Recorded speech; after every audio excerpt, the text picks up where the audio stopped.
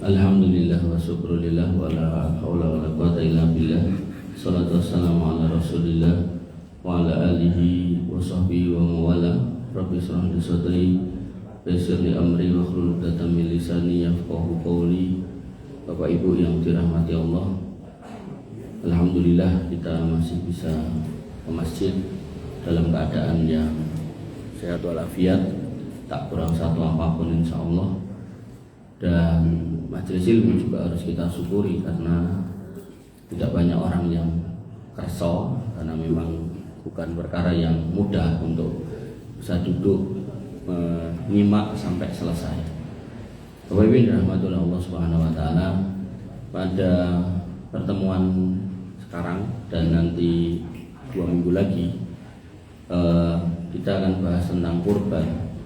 Tentu niat dan tujuannya, nawaitunya adalah agar bisa mengangkat raf'ul khilaf, mengangkat perselisihan di antara kita. Perselisihan di sini bukan berarti terus keraguan, kebingungan, benar apa enggak gitu kan. Nah, maka sekarang pengantarnya. Nah, setelah malam ini ya, saya punya saran, ya, dengan yang punya pertanyaan dikirim ke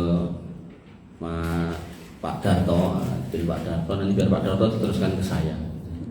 Nah, sehingga nanti pekan depan, pertemuan yang akan datang, nah, itu kita membahas pertanyaan jenengan, agar kemudian kurban jenengan itu benar-benar di atas ilmu. Terus jenengan bawa pulang daging itu juga plong, ini daging aman terkendali, halalan thayyibah. Karena nanti ada beberapa masjid itu yang mereka memutuskan untuk tidak boleh masak-masak di masjid. Nah, enten juga sing memutuskan gandeng kulitnya harus dasi tidak diopaini pokoknya tak jual. Nah, maka saya nggak tahu dinamika di sini seperti apa. Makanya itu jenengan kalau bisa jenengan infokan melalui pertanyaan, nanti saya susunkan dalam bentuk jawaban. Karena permasalahan setiap masjid itu beda-beda. Tepatnya Mas Teguh ini pertanyaannya, nek wedhuse medhuk kol sikile ceklek dibelah untuk orang. Ya masjid itu saya itu pertanyaan sendiri. Nah, mungkin ada masjid yang sapine melayu pabrak motor mati sing joli sapa. Nah, makanya Bapak Ibu yang dirahmati Allah, ini perlu dibahas karena kalau tidak dibahas kadang itu benar-benar bikin kita was-was dan kita ramai. Makanya ini pengantarnya dulu. Bapak Ibu yang dirahmati Allah Subhanahu wa taala, Nabi SAW bersabda tentang keutamaan 10 awal Dzulhijjah. Beliau bersabda, "Ma min ayyamin al-amalus shalih fihinna ahabbu ila Allahi min hadhil ayyam al-asr." Tidak ada amal shalih yang lebih baik yang dilakukan oleh seorang hamba yang dicintai oleh Allah kecuali pada 10 hari yang pertama. Nah, 10 hari yang pertama dalam hadis ini maknanya adalah 10 hari bulan Dzulhijjah 1 sampai 10. Nah, qalu sahabat bertanya, "Walal jihadu fi sabilillah?" Jihad juga enggak ya Rasul? Nah, maksud jihad juga enggak ya, atau bahasanya kira-kira begitulah intonasinya. Qala, kemudian Nabi menjawab, "Walal jihadu fi sabilillah." Jihad ya ora gitu. Illa, tapi umpama nek rajulun kharaja bi nafsihi, seorang laki-laki yang keluar dengan jiwanya, dirinya, dan otomatis dengan nyawanya, masih hidup berarti, wa malihi, dan membawa semua hartanya untuk jihad, falam yarji min dzalika bi syai', dan dia tidak keluar, tidak balik kecuali tinggal nama alias mati syahid. Nah, nek enek sing ngono kuwi, nah lagi amal di tanggal 1 sampai 10 Dzulhijjah itu lebih utama, enggak lebih utama daripada laki-laki itu. Artinya kalau amal umumnya itu tidak lebih utama daripada tanggal 1 sampai 10 Dzulhijjah yang awal. Nah, nanti ada juga amal yang utama di 10 terakhir bulan Ramadan. Maka ulama berkhilaf pendapat tapi dikompromikan. Nah, jadi dalam bab hukum itu bisa dikompromikan. Nah, komprominya apa? 10 akhir Ramadan itu terbaik di malam harinya. Nah, kenapa? Karena ada Lailatul Qadar. Singkatnya ngoten. Nah, 10 awal Dzulhijjah itu terbaik di siang harinya karena ada hari Arafah. Nah, sehingga ketika dikatakan di sini amal sholih pada 10 awal Dzulhijjah itu lebih baik daripada bahkan jihad fisabilillah, pertanyaan berikutnya, nah terus amalnya apa? Nah, Maka amalnya adalah amal jenengan di 10 akhir Ramadan itu mang pindah ke awal Dzulhijjah. Jadi kalau di 10 akhir Ramadan jenengan puasa ya pas 10 Dzulhijjah niku puasa. Ning boten 10 hari, tapi 1 sampai 9. Kenapa? Karena tanggal 10-nya Nawa Idul Adha, ndak boleh puasa. Ngoten nggih. Nah, puasa, baca Quran, terus sedekah, infak, pokoknya amal yang 10 terakhir Ramadan niku jenengan biasa melakukan, yang jenengan mungkin sudah punya pakemnya, sudah punya kebiasaannya, niku jenengan lakukan di 10 awal Dzulhijjah. Nah, jadi puasa dari tanggal 1 sampai 9 boleh. Jadi tidak cuma tanggal 9, 1 sampai 9 boleh. Bapak Ibu yang dirahmati oleh Allah Subhanahu wa taala. Kemudian dalil berikutnya pada Quran surat Al-Fajr wal fajri wal layalin asr wasyaf'i wal wadar, demi waktu fajar, demi malam yang ke-10 dan demi yang genap dan yang ganjil. Nah, ini kalau kita baca terjemahannya wal layalin asr, demi malam yang 10, kita mikirnya adalah bulan Ramadan yang terakhir itu 10 terakhir. Tapi dikonfirmasi oleh hadis ternyata bukan itu. Nabi SAW bersabda dari Jabir radhiyallahu an, Innal asra asrul adha. Yang namanya 10 yang disebut dalam surat Al-Fajr tadi adalah 10 pada saat hari kurban, yaitu 10 Dzulhijjah. Wal witra, dan yang ganjil yaum Arafah, yaitu hari Arafah tanggal 9. Wa syaf'a yaumun nahar, dan yang genap itu hari kurbannya tanggal 10-nya. Jadi ada hadis, ada ayat klop. Ini maka menunjukkan keutamaan 10 Dzulhijjah. Nah, kemudian terkait dengan kurban, itu juga kita membangun konstruksi hukumnya harus berdasarkan dalil. Artinya kalau kita mau berkurban, kita butuh dalil, karena kurban ini adalah ibadah. Nah, dalilnya yang pertama adalah dulu pernah terjadi kurban. Jadi kurban itu syariat umat-umat dulu juga, cuman beda teknis. Kalau umat Nabi Adam, yaitu putranya Habil dan Qabil, itu suruh kurban, tidak diperintahkan bentuknya, tapi pokoknya si apik. Nah, akhirnya si Habil berkorban domba yang gemuk, si Qabil berkorban buah yang busuk. Nah, kemudian tanda diterimanya kurbannya ada api yang menyambar, diambillah si domba. Niku waktu zaman Habil dan Qabil. Kemudian pada zaman Nabi Ismail alaihissalam dan bapaknya yaitu Nabi Ibrahim alaihissalam, disebutkan pada Quran surat As-Saffat ayat 102, 100 sampai 107. Qala ya bunayya inni ara fil manami anni atbahuka fangdur madza tara. Letah bagus, aku ndek bengi ndelok ning nggon ngimpiku nek aku mleh kowe. Nah, kira-kira piye pendapatmu? Qala, nah, itu bapak yang solih. Nah, lalu anak yang solih menjawab, ya abati if alma tukmar. Sumoga kalau jenengan mau nglampahi niku sumoga. Satajiduni insyaallahu minas sabirin. Insyaallah kula niku anak yang sabar. Ini menjadi dalil juga Bapak Ibu yang dirahmati oleh Allah, kalau jenengan ngersake putrane soleh solihah, maka bapaknya, ibunya juga harus soleh solihah. Berapa banyak anak dimasukkan di sekolah Islam, ya toh? Di sekolahan dia sholat, ning mulih ra sholat, mergone napa Pak ra sholat. Kadang miris niku sekolahane Islam, anake kudungan, sing ngeterke mboke ra kudungan gitu kan. Nah, yang ngoten-ngoten niku monggo dikoreksi. Jadi rumus kowe sholat to Pak ra sholat ra apa-apa niku pun mboten saged niku. Karena yang benar adalah buah itu enggak jatuh jauh dari pohonnya. Nah, niku saya ulang-ulang di mana-mana. Ya, sehingga ketika kita menginginkan anak cucu yang solih-solihah, niku nggih jenengan sampai keten putrane, barangkali putrane pun gadah putra alias putu. Nek kowe pengen anakmu soleh solihah, ya selain mbok sekolah kene sekolah Islam, ya kowe ya salat to, sregepoling salat. Aja malah ra salat. Kan sepenting sak sekolah ke pondok Pak anak ini. Ya kowe ya salat to.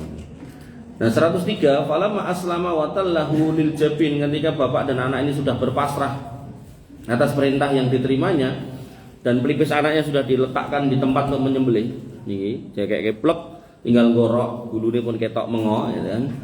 Wa nadahu ayya Ibrahim, maka kami panggil wahai Ibrahim, qad sadaqtar ru'ya, sungguh engkau telah membenarkan mimpimu. Nah, ini sifat pertama dari seorang muslim ketika datang saat kurban dibenarkan. Boten lari, oh iya ini wayah kurban ini, kudu siap-siap ini. Kemudian inna kadzalika najzil muhsinin, karena kamu membenarkan maka kami akan balas perbuatan baikmu. Apa itu? Inna hada lahuwal balaul mubin, ini cuma cobaan atas keimananmu. Nah, makanya pembalasannya adalah wa fadainahu bidzibhin adim, maka akan kami tebus anak itu dengan sembelihan yang besar. Nah, maka sifat yang pertama adalah membenarkan, sifat yang kedua adalah mengamalkan. Nah, maka faedahnya yang ketiga adalah akan mendapatkan penggantian.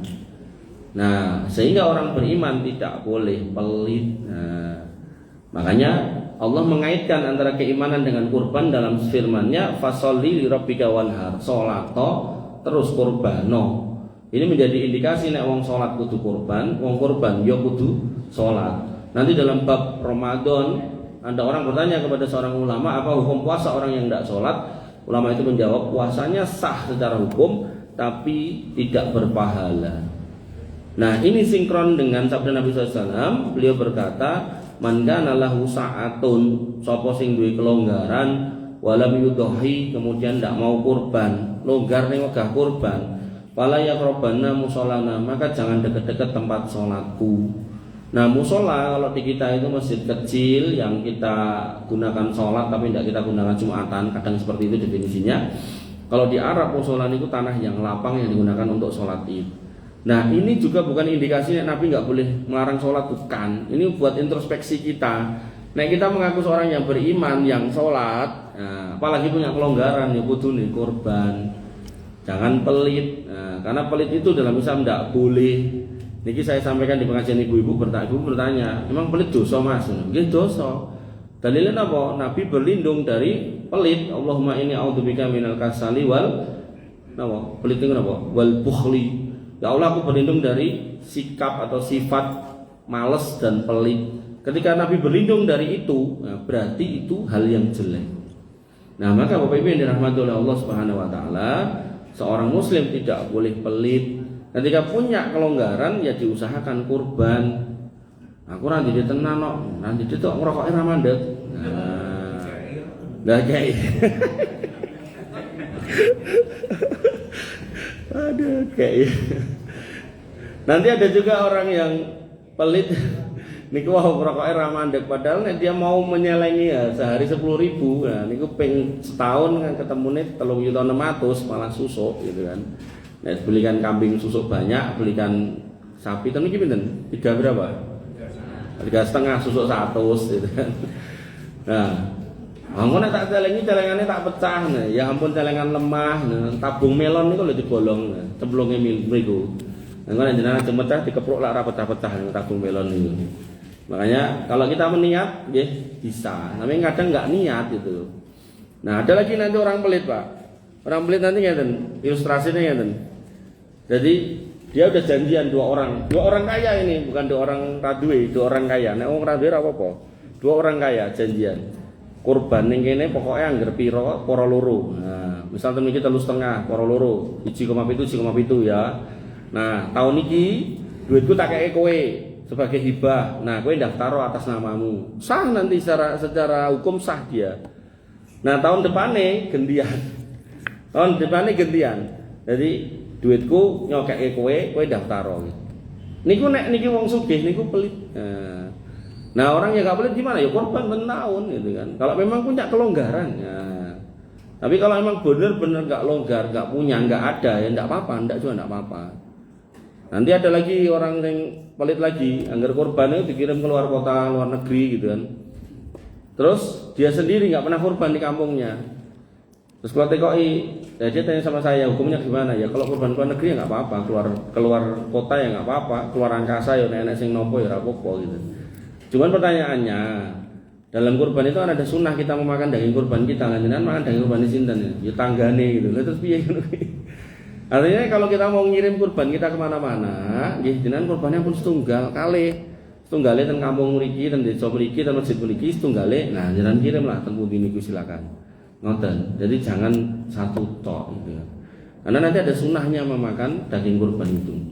Sehingga Bapak Ibu yang dirahmati oleh Allah, perangkat hukumnya sudah komplit, ayatnya ada, hadisnya ada, maka ulama ijma tentang disyariatkannya kurban. Nah, makanya nanti nek wong ngomong kayak zaman berapa waktu yang lalu kan ngendikan imbang antri haji kesuwen jute rasa nggo kaji didumke ning ora duwe malah entuk ganjaran akeh. Niku omongan-omongan mboten usah dirungokke. Mungkin mbok pilih kurban nggih ngoten. Timbang to, belah pedhus, belah sapi ngregeti masjid, ngregeti dalan, ngregeti napa lah gitu. Mendingan ditewae disedekahke tanggane sing ra duwe, lak ya ganjarane ya padha. Niku mboten ngoten nggih, niku dusta. Artinya kita sebagai seorang muslim ya ketika syariat itu beleh, judulnya beleh gitu kan, dipun, dipotong gitu kan. Mosok kok duit gitu kan mboten ngoten. Sematan ugi ketika napa zakat fitrah. Zakat fitrah itu dikumpulkan dalam bentuk bahan makanan pokok, dibagikan dalam bahan makanan pokok. Kok jenengan sebagai panitia nampa duit ya kudu ditukokke beras, sama dijongke duit. Ngoten. Karena niatan dari zakat fitrah itu agar pas hari Idul Fitri itu orang-orang fakir miskin ini ada yang dimakan. Kok kemudian jenengan kayak sekental, setengah kental didol, itu enggak apa-apa buat dia. Tapi buat panitianya enggak boleh. Nah, panitianya harus kemudian memberikan bahan makanan. Ngoten. Bapak Ibu yang dirahmati oleh Allah Subhanahu wa taala. Nah, sehingga ketika perangkat hukumnya sudah jelas, dalilnya sudah jelas, komplit, ulama yang sudah sepakat itu syariat. Cuman bedanya ini wajib apa sunnahnya sunnah muakkadah atau mustahab, di situ aja perbedaannya. Tapi tidak ada ulama yang mengatakan ini enggak disyariatkan. Semua ulama sepakat. Pokoknya kecuali sing orang enggak jelas tadi dulu. Nah, maka seorang muslim harusnya idza du'a ila Allah wa rasulihi liyahkuma bainahum, kalau kemudian diseru menuju Allah dan Rasulnya untuk berhukum, alias sudah ada hadis, ada ayatnya, maka enggak ada pilihan lain kecuali ayyaqulu, mengucapkan sami'na wa ata'na. Kami dengar, kami taat. Makanya seorang muslim yang baik akan mengusahakan sekuat tenaga untuk melu kurban tiap tahun. Nah, selama masih bisa diusahakan. Tapi nek benar-benar tidak bisa, benar-benar tidak punya, tidak ada, habis-habisan sudah. Bila Allah mencoba hidupnya susah banget gitu kan. Karena ada orang yang dicoba seperti itu, ya tidak wajib. Tapi kalau kemudian longgar, kok nggak mau, Nabi mengingatkan jangan dekat-dekat tempat sholatku. Jadi ini longgar itu apa? Ora kurban ini bar tuku motor anyar, niku longgar. Atau HP ini hilang langsung tuku meneh, padahal HP ini regane 4,5 juta, itu longgar gitu kan. Maka yang seperti ini hati-hati, ya. Dan Allah tadi sudah mencontohkan pada kasus Nabi Ibrahim alaihissalam dan putranya itu diganti bidzibhin adin dengan sembelihan yang besar. Maka nanti Bapak Ibu yang dirahmati oleh Allah Subhanahu wa taala, ketika kita mau berkurban, maka Allah pasti mengganti. Allah Subhanahu wa taala berfirman pada Quran surat Saba, ma anfaqtum min sayyin fa huwa yukhlifu. Apapun yang kamu keluarkan di jalan Allah, Allah ganti. Dan penggantinya wa huwa khairur raziqin, Allah itu maha baik, yang terbaik sebagai pemberi rezeki. Artinya gantinya ini mesti luwih apik. Dan kemudian dalam ayat yang lain Al-Baqarah 245, fayudha'ifahu lahu at'afan katsira, ditikel-tikelke bertikel-tikel. Dadi enggak cuman 3 yuta dadi 3,5 ngoten mboten. Iso-iso dadi 30 yuta, mungkin dadi 300 yuta. Hanya saja kita sebagai manusia itu kadang selalu mindset kita nek infake duit balike duit. Nah niku lho jeleknya kita. Makanya kalau kita mau merenung, misal kita, istri kita, anak-anak kita misal 2, misal 3, taruhlah 3 gitu, berarti 5. Itu setelah kurban selama setahun kok sehat, enggak masuk rumah sakit, enggak apa, benar-benar sehat walafiat, enggak ada masalah apa-apa. Maka kita kalau mau jujur sebenarnya, itu nikmat Allah yang diberikan dalam bentuk sehat. Maka mafhum mukhalafahnya, pertanyaan terbaliknya adalah nek jenengan dikai lara lan nak kelangan duit, ngetokke duit. Nah, jenengan kalau ngepenge wae nek misal wong 1,3 juta peng 5, berarti kan jenengan ngetokke 15 juta. Maka hakikatnya ketika kita dikasih sehat setahun, berarti kita sebenarnya dikasih rezeki 15 juta, mung enggak kelihatan angkanya karena kita terimanya dalam bentuk kesehatan. Ngoten. Makanya kadang ada karyawan, kula ngenten karyawan ngoten niku, kadang dia enggak cermat dalam melihat kebaikan dari seorang pemimpin atau pengusaha atau bosnya lah. Misal gajinya wis dikai UMR gitu kan. Ya, artinya sudah sesuai dengan aturan hukum. Lalu kemudian ditambahi di sekolahke, di kuliahke, terus tambahi macam-macam fasilitas macam-macam gitu kan. Ngono kuwi terus nyocoke karo tetanggane, kancane. Sing kono gajine semene. Akhirnya pilih metu. Ya, yang terjadi apa? Ya akhirnya dia enggak jadi sekolah gitu kan. Banyak yang kayak gitu. Makanya Bapak Ibu yang dirahmati oleh Allah Subhanahu wa taala, saya punya karyawan kayak gitu tuh, dia ikut saya udah bertahun-tahun, tinggal 2 semester lulus. Ngono iku ya pilih metu, begitu metu ya akhirnya ra urung ya nganggur 3 tahun. Bar niku balik goleki kula meleh, terus akhirnya ya kula nek kula tipikal kula nek orang ikut saya itu mesti harus pendidikannya meningkat. Makanya tetap saya suruh kuliah lagi. Kuliah meneh sak niki kelas semester 2. Jadi baleni lagi karena yang dulu ditututi udah enggak bisa. Makanya Bapak Ibu yang dirahmati oleh Allah Subhanahu wa taala, kita kepada anak-anak kita pun kadang nggak selalu kita berikan dalam bentuk duit semua kan. Mungkin sudah dalam bentuk fasilitas, mungkin sekolah, mungkin apa. Sehingga yang kita berikan juga nggak kemudian berlebihan, sehingga anak ini biar kemudian bisa menjaga dirinya, dia biar tidak terbiasa boros ini. Sehingga Allah Subhanahu wa taala mengingatkan kita pada hadis qudsi, hadis riwayat Imam Bukhari Muslim, anfik ya ibnu Adam unfik alaik, infaqo qurbano. Nek kamu mau infak, mau kurban, maka aku akan membalas itu semua. Oleh karena itu, maka karena kurban ini adalah hari yang besar, sebagaimana sabda Nabi SAW, inna likulli qaumin idan, setiap umat itu punya hari rayanya, wa inna idana hadzal yaum, dan hari raya kita adalah hari ini. Maka Nabi SAW melarang kita untuk berpuasa di hari kurban. Bahkan hari kurban ini adalah hari yang terbesar. Sampai Nabi bersabda, a'dhamul ayyami indallahi yaumun nahar summa yaumul qar. Hari raya yang paling agung di sisi Allah itu hari kurban. Nah, cuman karena di kita Idul Fitri ini ada cuti, ada THR gitu kan. Akhirnya kemeriahannya itu lebih meriah Idul Fitri daripada Idul Kurban. Padahal sebenarnya kalau dari sisi syariat itu yang harus dimeriahkan dengan luar biasa itu ya Idul Kurban, bukan Idul Fitri. Jane ngoten. Nah, makanya di Indonesia niku ada satu suku yang dia istiqomah untuk membesarkan hari raya kurban daripada Idul Fitri, yaitu suku Madura. Dan Anda kan dapati di berita-berita itu sampai Suramadu itu macet gitu. Sampai kemarin saya itu iseng-iseng ya pengen wawancara sama orang Madura ya. Tak tanyain, "Mas, ngelak bakul sate. Ini kok nek kurban ya mulih, oh ya pulang, harus pulang, kita semua ngumpul." Lah, nek wong Madura sing pegawai gitu. Maksud saya mungkin pegawai swasta gitu kan. Itu gimana? Ya cuti. Nek ora dikai cuti, pilih metu. Jadi setegas sekeras itu gitu pendapatnya. Dan Bapak Ibu yang dirahmati oleh Allah Subhanahu wa taala, ya, sehingga ketika ini adalah hari raya kita, maka Nabi melarang kita untuk berpuasa. Nabi bersabda, nah Nabi sallallahu alaihi wasallam, Abu Sa'id Al-Khudri berkata, nah Nabi sallallahu alaihi wasallam an saumi yaumil fitri wa yaumin nahar. Bahwasanya Nabi sallallahu alaihi wasallam melarang kita untuk puasa di hari raya Idul Fitri dan hari raya Idul Kurban.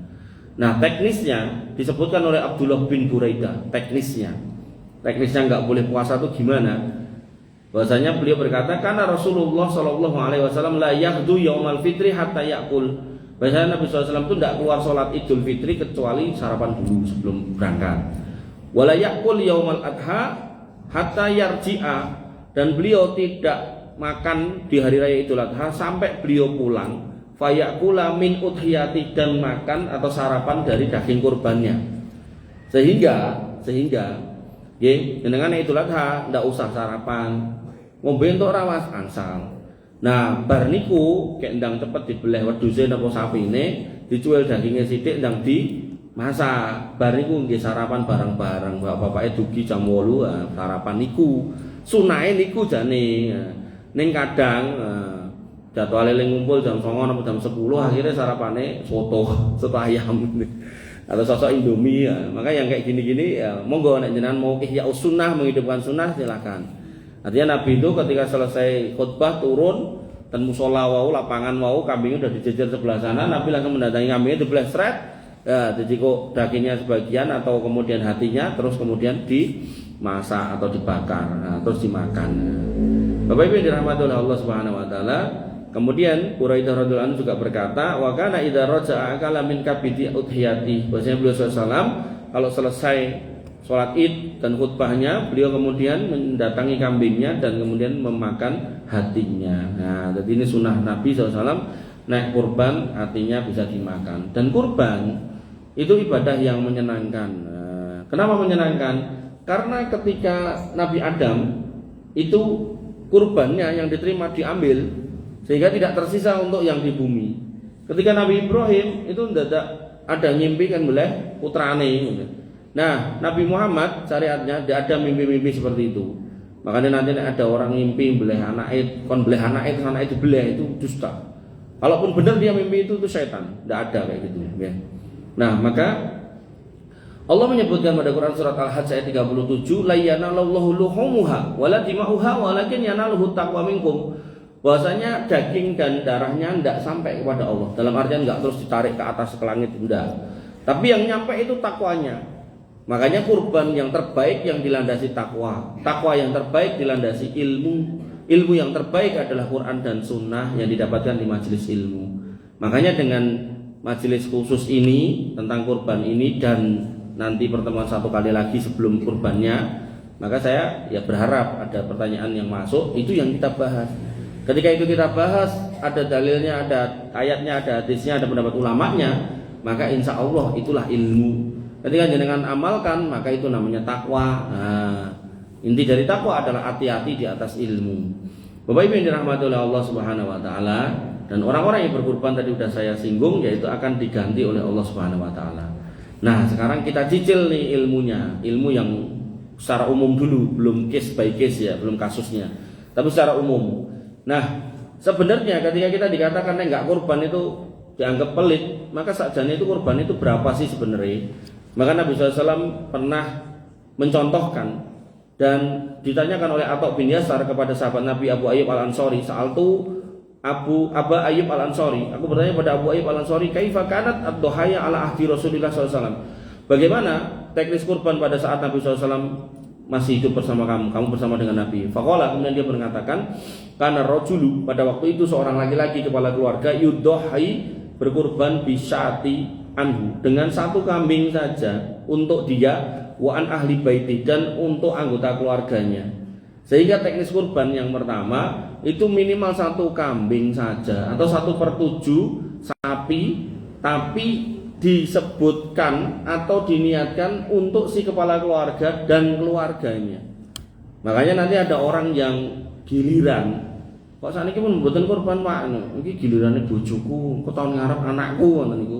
Niku nek kembali ke hadis ini kurang tepat. Yang tepat gimana? Selama masih ada kepala keluarganya, ya kepala keluarganya. Misal Pak Bambang, ya udah Pak Bambang dan ahli atau keluarganya. Makanya nanti dalam fikih menyembelihnya itu ucapannya minimal bismillah. Kemudian di atas itu bismillahi Allahu Akbar. Kemudian di atasnya itu lagi bismillahi Allahu Akbar. Allahumma, ya Allah, taqabbal hadza min, terimalah ini kurban dari Bapak Bambang wa ahli baiti, dan keluarganya niku. Sehingga Bapak Ibu yang dirahmati oleh Allah Subhanahu wa taala tidak perlu diurutkan. Nah, nanti ada pertanyaan, ini keluarganya sing piye gitu kan.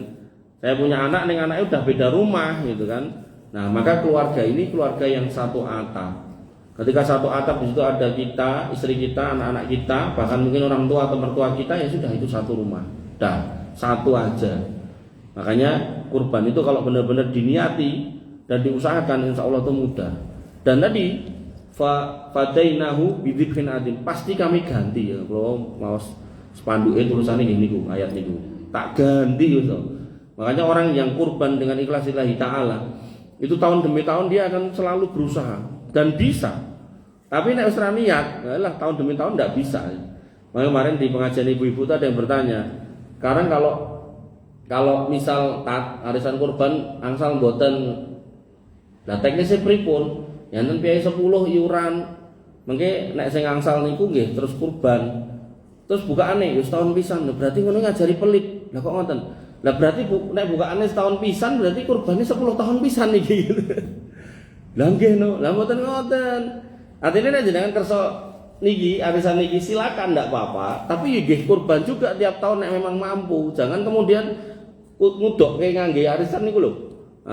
Padahal enek sing duwe, enek sing mampu kok terus kurbane nek pas entuk, padahal niku nek siklusnya orang 10 berarti kan 10 tahun sekali gitu kan. Kan enggak boleh. Atau jenengan bukaane tiap bulan. Ning gandeng niate uangnya udah dinawaitukan, diniatkan untuk kurban, jangan di apa-apake, jadi mungkin disimpen ten pundi, ten bank atau gimana gitu kan. Nah, nanti pas hari kurban wong 10 niku iso kurban kabeh. Nah, misal mboten 10 lah, 12 misal gitu kan. Nah, tiap bulan bukaan. Nah, setahun kan genep entuk kabeh to. Ning duwite enten sing nyekel ngoten lho. Nah, sing nyekel nggih mungkin didekek bank atau mana gitu kan. Nah, begitu pas hari kurban berarti dapat 12. Ngoten mboten kemudian disiklus setahun pisan. Setahun pisan yang ngajari pelit berarti niku. Bapak Ibu yang dirahmati oleh Allah Subhanahu wa taala. Nah, lalu niku nek kambing, nek sapi atau unta, maka kata Ibnu Abbas, fastarokna fil baqarati an sab'atin. Kami berkurban dalam hal ini adalah sapi itu satu sapi untuk 7 orang. Dan ini maksimal nih. Nanti ada masjid itu dia melu aliran tertentu niku nek dinggo bulanan dinggo imame 10% itu diusahake mati-matian. Wajib sekali alasan ini. Tapi begitu kurban hukumnya jadi sunnah. Ya tidak apa-apa dia paham sunnah. Tapi ada tapinya. Tapi terkait dengan sapi, dia kemudian do alasan wah nanti duit itu. Akhirnya patungan saya nanya-nanya, ada yang udah 500, ada yang udah 1 juta. Sehingga sapi siji kadang diangkat orang 10 lebih gitu. Nah itu tidak boleh. Itu jatuhnya nggih sembelihan biasa bukan kurban. Bapak Ibu yang dirahmati oleh Allah Subhanahu wa taala. Kemudian terkait jenisnya, Allah berfirman pada Quran surat Al-Hajj ayat 34, yaitu mim bahimatil an'am, dari binatang ternak. Binatang ternak itu yang pertama adalah unta, yang kedua adalah sapi, yang ketiga adalah kambing. Unta nggak ada gantinya, nggak boleh diganti kuda. Kemudian sapi bisa diganti kerbau. Kambing, semua jenis kambing boleh. Mau domba, mau kambing Jawa, mau kambing Garut, mau kambing gunung, monggo. Tak boleh, satu-satunya nggak boleh niku wedhus balap niku ra itu. Ampun. Nah, Bapak Ibu yang dirahmati oleh Allah Subhanahu wa taala. Nah, maka dari berbagai macam binatang ini urutannya, kadang kita persepsi kita nek 1/7 sapi iki wis luwih gagah tinimbang wedhus itu kan, persepsi kita. Nah, disebutkan oleh Syekh Ibnu Utsaimin rahimahullah, beliau berkata, afdalu minal udhahi, yang paling afdol dari binatang kurban urutannya adalah al-ibilu sumal bakor, unta kemudian sapi, indoha biha kamilah, kalau disembelih sendiri. Artinya enggak patungan. Jadi nek mau sapi yang utama ya sendiri, bukan patungan. Summa ad-da'nu summa al-ma'zu, kemudian domba yang gede atau kambing kacang kecil. Jadi yang penting itu usianya masuk. Jadi gede itu nomor 2 setelah usia. Nomor 1-nya itu tentang cacat, bebas dari 4 cacat, nanti ada saya sebutkan. Nomor 2-nya tentang usia, nomor 3 tentang gede-gedeannya gitu loh. Jangan dibalik, gede nih buatan masuk usianya, itu kurang tepat. Makanya buat orang yang punya duit sithik pengen kurban, maka jangan lirik sing gede dulu, lirik sing umurnya masuk, walaupun itu kambing kacang. Makanya di sini disebutkan summal ma'zu, kambing kacang boleh. Nah, ini bahkan lebih utama daripada apa? Summa sub'u al-badana, sepertujuh unta, summa sub'u al-baqarah, sepertujuh kambing sapi. Makanya sepertujuh sapi, sepertujuh unta itu enggak lebih utama daripada 1 ekor kambing. Tapi Bapak Ibu yang dirahmati Allah, ini enggak wajib. Ini cuma ngomongkan keutamaan. Sehingga kalau misal aku nek mangan daging kambing aku terus muntah-muntah misal gitu. Atau kemudian tensiku munda misal gitu. Ketok iso aku ya mau wak sapi gitu kan. Ya monggo njenengan kurbannya sapi enggak apa-apa. Cuman sekali lagi kalau ngomongkan keutamaan, ngoten lho. Keutamaannya adalah yang disembelih itu lebih utama kambing 1 ekor daripada sapi 1/7. Sama halnya dengan bab kambing itu sendiri. Kalau kita mau ngejar keutamaan, kambingnya ya harus bertanduk. Kemudian badannya putih, ngin tangannya, ngin kaki-kaki ini hitam, ngin matanya juga hitam, poel genah, kemudian besar, kemudian jantan. Ini bab keutamaan. Tapi apakah harus seperti itu? Kok nek sing nggawa wedhus nek sungune ditolak? Mboten. Tetap diterima. Tak apa-apa. Selama kemudian itu binatang kurban. Nek sing dituntun mentok ndak boleh gitu. Nah, nanti anak ustaz yang aneh-aneh pokoknya saat niku ustaz aneh-aneh niku enten. Wah, nek ora sanggup sapi wedhus, ora wedhus ya pitik ya ora apa-apa, nanti ora duwe meneh wis korban perasaan ya ora apa-apa. Nah, yang kayak gitu-gitu sampun dirungokke. Bapak Ibu yang dirahmati oleh Allah Subhanahu wa taala. Ketika jenengan sudah niat, bahkan mungkin sudah setor duit dan panitia, maka Nabi mengatakan fala ya'khudanna min su'rihi wala min adfarihi, jangan potong kuku, jangan potong rambut. Tidak boleh potong kuku, tidak boleh potong rambut. Hatta yudohi, sampai binatangmu itu disembelih per tanggal 1 Dzulhijjah. Nek belum tanggal 1 Dzulhijjah sumangga. Kok delalah lali. Nek lali mboten napa, tapi nek sengaja misal wah engko nek pas salat Id aku ora ganteng no. Jadi tetap nekat cukur padahal niku pun tanggal 1 sampai 9 Dzulhijjah antara niku. Maka kata Syekh Utsaimin, takunu makbulah kurbannya tetap enggak apa-apa, tetap sah. Walakinnahu yakunu asian, tapi dia bermaksiat. Nah, ini mirip kayak seorang wanita yang dia datang ke tanah suci enggak bawa mahram. Umroh hajinya tetap sah, tapi dia berdosa karena kesana sendirian. Nah, Bapak Ibu yang dirahmati oleh Allah Subhanahu wa taala. Lah terus keluarga nih boleh enggak potong-potong rambut dan kuku tadi? Maka Syekh bin Bas mengatakan boleh kalau keluarganya. Yang enggak boleh si kepala keluarga tadi loh yang disebut namanya dalam kurban tadi. Nah kemudian Syekh Sholih Al-Munajjid ditanya, boleh nggak panitianya? Maka beliau mengatakan nek panitianya juga berkurban maka tidak boleh. Tapi nek panitianya cuma ngurusi dan motong tanpa berkurban, dia nggak berkurban, barangkali panitianya benar-benar diet gitu kan, maka itu dia boleh potong kuku, potong rambut. Hikmahnya apa? Tidak ada dalil khusus yang menyebutkan tentang hikmah larangan memotong ini, tapi ulama merumuskan barangkali, mudah-mudahan hikmahnya adalah agar orang-orang yang berkorban itu diselamatkan dengan sempurna dari api neraka, sampai sehelai rambut pun tidak ada yang tersentuh api neraka karena dia ikhlas lillahi ta'ala dalam berkorban. Nah kemudian kriteria utama yang pertama adalah tidak boleh memiliki 4 cacat ini. Yang pertama kata Nabi SAW, al-awra'u al-bayinu awra'uha, buta yang nyata butanya. Buta di sini bukan berarti terus benar-benar merem dua-duanya, buatan matanya 2, 1 katarak tidak boleh, matanya 2, 1 nggak ada nggak boleh, kero. Atau kemudian matanya 2 ada semua, nah dituntun ngetotke bisa ditarik gitu kan, tapi begitu dicolke nabrak-nabrak ada karu-karuan, itu tidak boleh buat kurban. Artinya kalau ada piyai yang bawa itu jenengan elek terus ngomong ben lah belian kuwi wae rapopo, nanya yo kuwi gitu kan. Ya jenengan boleh, tapi untuk dia di mata Allah ya enggak terhitung sebagai kurban, ngoten. Ya untuk kita ya kumanan daging ngoten mawon gitu. Nah, kemudian yang kedua al-maridatu al-bayyinu marduha, sakit yang nyata-nyata sakitnya. Jadi misal kambing niku teleke bunder-bunder kok iki kok jemek, ini main ceret tak boleh. Atau mungkin sapi irungnya umbelen, nah ini tidak boleh gitu kan. Makanya nek saya umbelen itu kerok iriye ini. Ben mari. Nah, atau mungkin apa namanya? Panas badane nyekukru lah pitik napa istilahnya. Menengae gitu jero kan ngadeg moh gitu kan. Nah, ini sakit Pak, tidak boleh. Kok sing duwe dielekke wis ben belen wae ra apa-apa. Nggih pun dibeli tidak apa-apa. Ampun nolak untuk beli aja tidak apa-apa. Untuk tambahan daging, tapi yang bersangkutan malah tidak itu pahala, kan eman-eman gitu loh. Makanya kalau bisa kadang ditukarkan sama yang jual gitu.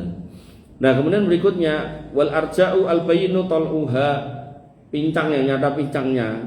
Jadi dia kakinya 4 gitu kan, kudune mlaku jejeg mencolot gitu kan, mencolot maksudnya jenglang niku lho. Nah ini tidak boleh gitu. Dilekke Pak ini enggak boleh, ben blen ae nggih pun bleh gitu. Nah yang terakhir wal kasiratu allati la tunki, gering mekingking ligo. Nah enten konten niku nggih dibalekke Pak niki enggak boleh.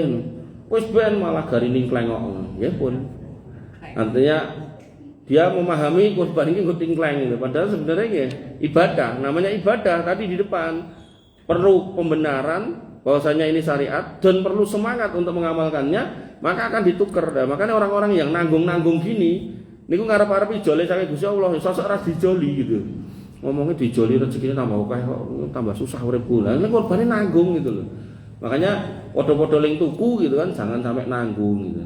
Bapak Ibu yang dirahmati oleh Allah Subhanahu wa taala, terkait usia ini juga krusial. Makanya tadi cacat usia.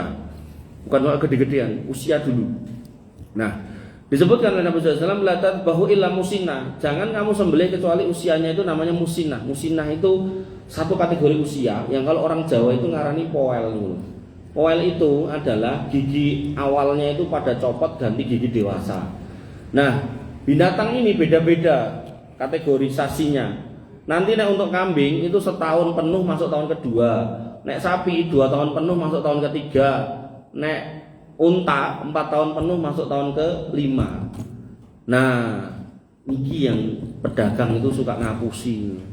Dan kita sebagai orang yang awam sering ngapusan karena yang dioyak boten umur tapi gede nih. Akhirnya iurane nanggung golek sapi metal entuke gede ning dereng umur. Sapi metal 6 bulan itu gede banget, Pak. Saestu. Makanya jenengan harus bener-bener jeli iurannya pinten itu. Kalau iurannya ngapunten cuma 3 jutaan, saran saya jangan cari sapi metal. Sapi metal yang jenengan beli pada harga 3,5 juta kali 7 itu umumnya sok-sok setahun kurang, mungkin 9 bulan, mungkin 11 bulan itu. Nah, cocoknya nek jenengan mau beli, nah itu sapi-sapi dari timur, sapi NTB, sapi Bali, sapi Madura itu masuk itu umur-umur segitu. Nah, makanya 3 sapi ini bahaya nih, metal, PO sama Brahman. Ini nek jenengan buatan jeli, nah, itu entuk gede iya, tapi umur nggak nyampe itu. Makanya Bapak Ibu yang dirahmati oleh Allah Subhanahu wa taala, ini celah bisnis ya nih, ceruk. Artinya jenengan mau bisnis, ini saya ajarkan di mana-mana sebagai ilmu. Nggak usah pakai modal. Yang penting jenengan kenalan karo wong ngingu sapi ngingu wedhus dalam jumlah banyak. Jenengan kasih saran, "Pak, Mas, wedhusmu sapimu nek lahir kayak ono kalung, kalungnya diukir tanggal lahirnya." Nah, ya KTP sebenarnya tapi bentuknya namung kayu kotak ngoten mawon tapi dikalungke. Ini aja digonta-ganti lho Mas, Pak itu. Lah, itu kalau sampai ada, mbok 1000 ekor saya yakin buat rebutan orang. Tapi hari ini kan enggak ada, makanya itu telah bisnis kalau jenengan mau gitu kan. Nah, cuman ya itu tadi loh, kadang wonge malah gendang payu, kesuwen ngingu, ngoten-ngoten niku. Makanya bakal-bakal niku ya ora gagas. Niki pun sah. Makanya kula kadang nek lewat ngoten delok niku wedhus-wedhus sing dijejer ten pinggir-pinggir dalan niku. Batin lho iki jane cempe kayak kono gitu kan. Nah, ketok banget kecil gitu loh. Kecuali itu kambing ceko emang kecil-kecil ya. Oh jelas niku wedhus Jawa cilike kaya ngono cempe gitu. Makanya Nabi mengatakan illa ayyasura alaikum. Nek memang susah goleke.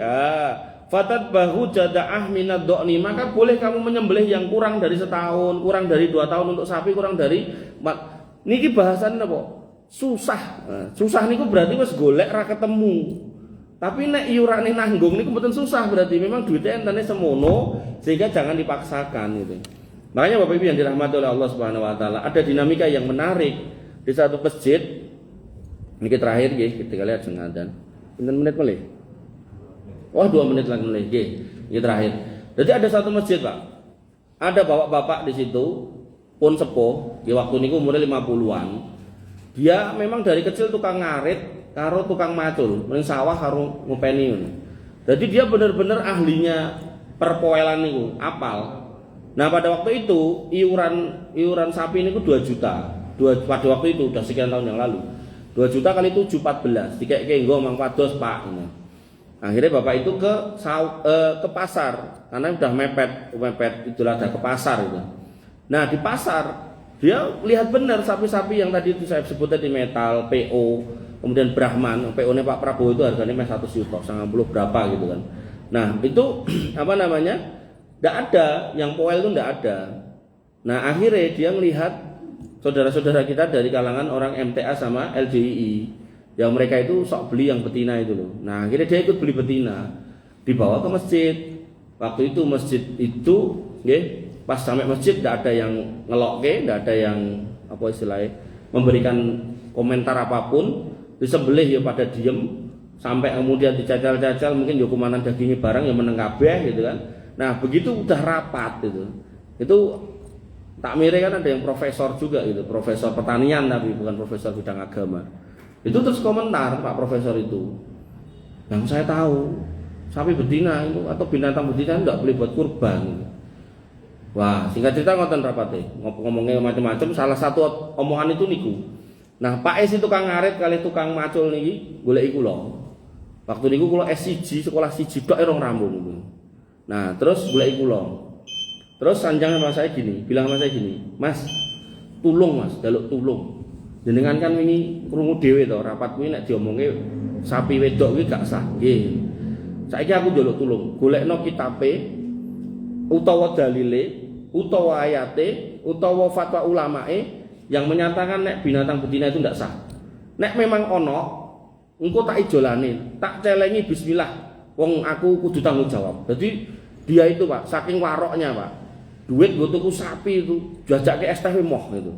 Buat nidil sidik untuk es teh, moh, semua pokoknya. Jadi saking orangnya itu amanahnya itu. Jadi es teh itu sanggup dewe Pak, sanggup duit dewe. Nyoto sanggup dewe, tidak ada dicicil untuk es teh itu tidak ada. Makanya tadi ada yang WA saya, apa hukumnya panitia kurban apa mendapat fee dari bakul kewan haram. Es teh tok ra itu apa meneh untuk fee 500.000 per sapi ya tambah gak karu-karuan itu.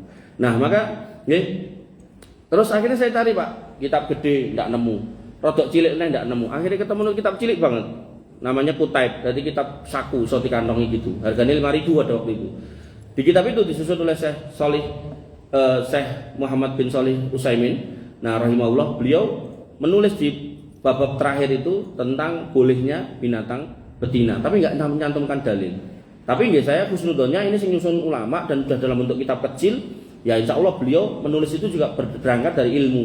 Nah saya sampaikan, Pak ini kitab gede tidak ada, sing rodok cilik nih renek cilik ini cuma ngomong gini tok, apa kok iki wae Mas, wis omongan ulama to ini. Nah, ini pun enggak ini. Kose rong rambung, aku njaluk tulung meneh. Lho, napa meleh? Nah, iki aku kan mau macul, Mas. Mau wong sing ra sekolah juga gitu kan. Nah, kayak mau kan wong pinter, ngomong hebat, paranono siji-siji sampai no iki lho kitabe. Ngoten. Heeh, sampean kan sing sekolah. Senajan kula dereng lulus, dadi dhek wis merendah dulu gitu nggih pun. Akhirnya kula parani niku satu-satu. Kula sampaikan satu-satu. Nah, sekian bulan kemudian rapat lagi. Rapatnya jane belum mboten rapat kurban udah selesai rapat pembubaran panitia kurban toh. Nah, rapat yang lain. Nah, niku Pak Profesor niku minta waktu. Dan kemudian dia ngomong bahasanya rapat yang lalu ada yang ngomong kalau saya melarang sapi betina. Itu enggak ada ya, saya enggak pernah ngomong gitu. Saya lah deh gitu. Ya sudah. Nah, ternyata Bapak Ibu yang dirahmati oleh Allah Subhanahu wa taala, dalam bab kurban itu selalu bersanding dengan akikah. Maka kaidah-kaidah dalam akikah bisa dipakai untuk kurban, kaidah-kaidah di kurban bisa dipakai untuk akikah. Pembedanya hanya soal niat. Nah, akikah itu karena ada yang lahir, kalau kurban itu karena memang hari raya kurban.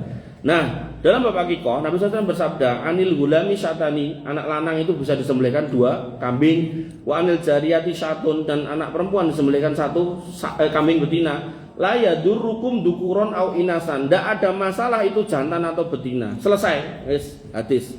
Sehingga Bapak Ibu yang dirahmati oleh Allah Subhanahu wa taala, niki solusi ketika iuran jenengan ra nyandak nggo tuku metal sing gede lanang, tukoke metal sing wedok. Nek metal wedok ra nyandak, tukoke PO wedok ra nyandak, tukoke Brahman wedok, nek ra nyandak lah tukoke sapi Bali apa sapi Madura. Yang penting usianya nyampe. Karena kalau jenengan langsung mengejar penting gede ning usia enggak cukup, maka khawatirnya itu enggak terhitung kurban, itu cuma sembelihan biasa. Kenapa? Karena syarat untuk mencari usia yang di bawah kaidahnya itu karena susah itu artinya sudah muter-muter nggak dapat gitu loh, enaknya cilik, ya, mau nggak mau itu nggak apa-apa kalau itu. Tapi kalau ada neng dananya nggak cukup itu nggak boleh. Bapak Ibu yang dirahmati oleh Allah Subhanahu Wa Taala, ini pembukaan